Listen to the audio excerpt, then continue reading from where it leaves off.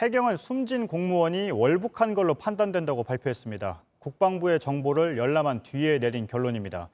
북한군이 숨진 공무원의 신상 정보를 정확히 알았고 월북 의사까지 파악한 정황이 있다는 겁니다. 또 바다 흐름을 분석해보니 노력 없이는 북한 수역으로 갈 가능성이 낮다고도 설명했습니다. 하지만 조류 흐름이 반대인 상황에서 거슬러 올라가는 게 가능하느냐는 물음엔 명확한 답을 내놓지 못했습니다.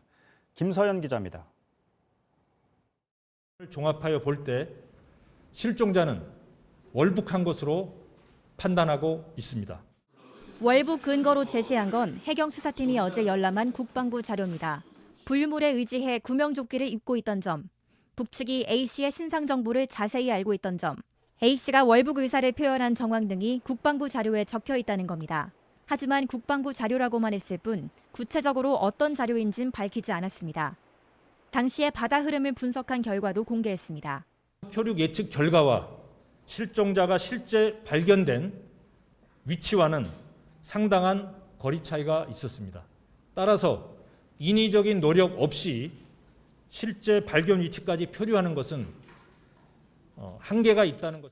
흐름을 거슬러 헤엄쳐가는 게 가능하냐는 질문엔 답을 피했습니다. 당시에 이제 파도 또 수온 그리고 이 실종자의 건강 상태나 수영 실력, 구명조끼 착용 여부 등 다양한 변수들이 있기 때문에 여기서 가능하다 불가능하다를 직접적으로 좀 판단하기는 어려운 부분은.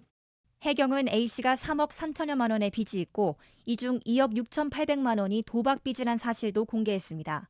하지만 월북의 동기는 더 조사를 해봐야 한다고 말했습니다. 무궁화 10호 CCTV 2대와 실종자의 USB 3개도 국과수에서 분석 중이라고 설명했습니다. JTBC 김서연입니다.